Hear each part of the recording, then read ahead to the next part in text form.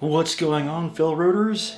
I'm back in my own house, back to making normal videos. I'm so happy to be back. This is an edited video like I used to make before the fire happened and everything. But that's not what this is about. We are talking about Final Fantasy VII and what makes it the Golden Goose of the Final Fantasy franchise. Now, regardless of what your favorite Final Fantasy may be, I think we can all agree that there is something special about Final Fantasy VII, and that's what this whole series is about, starting with, well, the opening. This is all about the opening segment of Final Fantasy VII and how it really does a great job of setting the pace for the rest of the game and the story and the characters.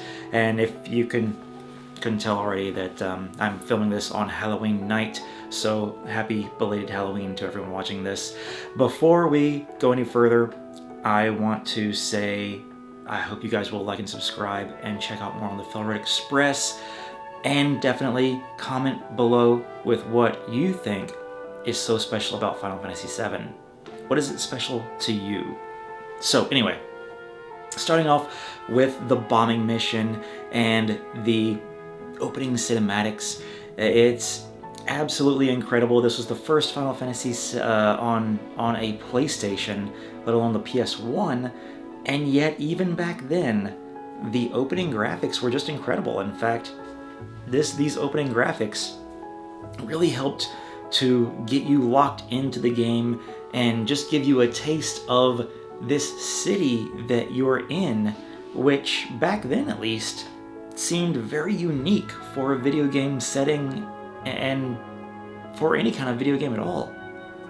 And being able to see it in 3D like that really helps to set up what kind of world this is. This is an industrial world. This is a big city with this tower in the middle. Even though it's only 70 stories tall, it seems to loom over everything around it, and there are these reactors on the outsides of the city.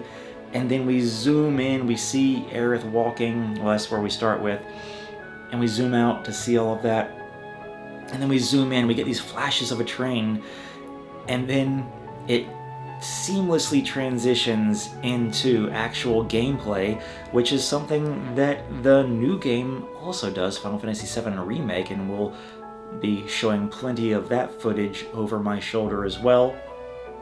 I've got to say that in both instances, it starts off so amazingly, and the world building just from that is incredible. But then we go into our first bit of gameplay, and the gameplay also, especially for an opening where you're learning how to play the game, the first thing you do is an eco-terrorist act. Now, back then, there probably weren't very many games where you could say, oh yeah, the very first mission is you blow up basically what is equivalent to a nuclear power plant. And so, just introducing the characters that way, as opposed to, all right now, it's time for your final training lesson, see if you can parry this blow. You know, it's been done before. Blowing up a reactor that powers a city, on the other hand, well, less much so. We go on from here and we get to just instantly fight some guards to this place, and the game still slowly introduces you to the combat system, but it gives you just enough flexibility with your attacks and items and magic spells in the form of materia to not be bored through this. Basically, what is an introduction and a tutorial to the game. You also get to see what the main conflict is, which at this point it is Avalanche versus Shinra, and we know that it's going to grow into something much bigger than that, but this is what it is now. It's eco-terrorists versus the overarching, over-oppressive corporate empire that has the people under its boot. So Then we get to also meet Cloud for the first time. We meet Avalanche members for the first time, and we see this conflict between these two main characters of Cloud and Barrett, and that really helps to show who these characters are at the very beginning of the game. It's also, and this is also extremely important too, I think, we're not instantly going into any kind of flashback or anything. We are literally just starting at the beginning of the game. Now we know that there is so much story behind this that hasn't been told yet, but through their dialogue and through the visuals, we are introduced to this world in such a way that it's not confusing, but it's still intriguing, and we still raise questions. That's important. That's really important.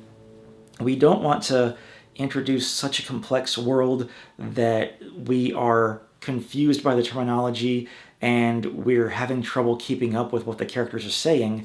Barrett introduces what Mako is and what Mako reactors are doing in just a few sentences, and that's all we need in order to get an understanding of why we're doing what we're doing. So they do a fantastic job in this first mission of introducing us to a few characters, helping to build the world, and helping to introduce us to the conflict of the story that we're about to witness. It's very artfully done, both in the original and in the remake. It's just introduces you to these characters, and it's your first glimpse at just what this game is going to have to offer, and it just helps you fall in love with these characters to start with. And you haven't even really met Harith or Tifa yet. So it's just so much fun. Let me know what you think about the bombing mission. I'm going to end it there. Once again, I hope that you guys will like and subscribe and check out more on the FailroadExpress, including more Final Fantasy content to come. I know there's so much we could be talking about right now in terms of news coming for Remake Part 3, but that's for a different video. And I just wanted to make something quick and easy.